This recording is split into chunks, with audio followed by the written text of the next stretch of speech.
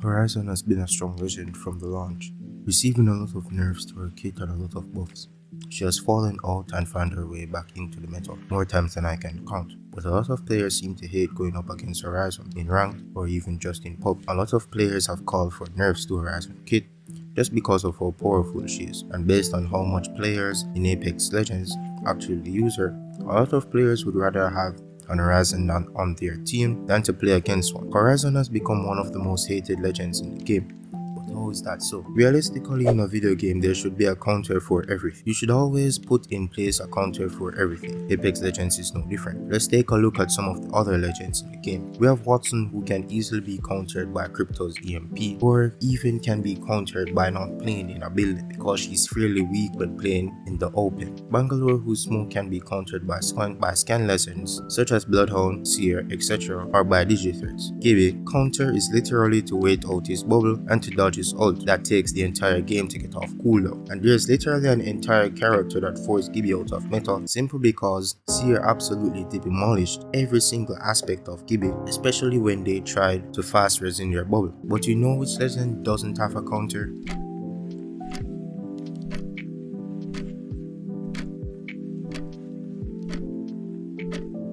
Horizon. Regardless of how we want to spin it, or regardless of how much delusion we feed ourselves, myself included, there's no counter in Horizon, and believe me, I would know. I'm a Horizon main. And the thing I hate most in Apex Legends is going up against another Horizon, cause I know there's no way for me to counter them. Her kit is literally built for escaping, repositioning, and forcing fights. Her passive basically gives her the ability to airstrike smoother than other legends in the game, and also with her gravity lift, which allows her to take height and reposition you and your entire team. You're no faced with that problem.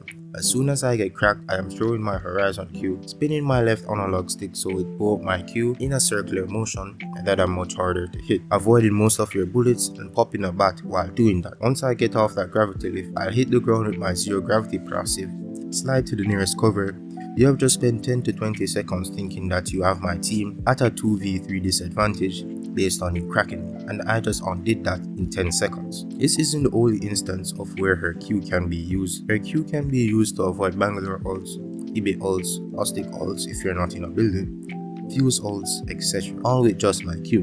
And let me get started with her ultimate. Now yes, her ultimate can be countered with a Watson gen or a bad ult placement, but two of these three counters requires another legend and bad placement. The third counter to this ult is to shoot it, because you can destroy the ult by shooting it because it does have HP. But this leads to you doing two things. Do you shoot the Horizon ult, then get one click by the Horizon, or do you shoot the Horizon while getting sucked by the black hole and getting spammed by Arcstar? You are stuck in a lose-lose situation. If you get caught in this ult, especially if it's an ult that is thrown on the outside of a wall, which uses the gravity of the black hole to pull you towards the wall, you are now only left to fight the Horizon on her team while feeling as if you're moving at 1 mile per hour. Horizon's kit knows no counter, but is she warranted a nerf for this? No. As much as the community complains and say that Horizon is overpowered, she really isn't. She's just a strong legend, and there's nothing wrong with having strong characters in the game. Not every character can be weak or balanced to the point where they need no changes. Some characters will be strong simply because of how their character abilities were designed. I remember when she got nerfed in Season 9,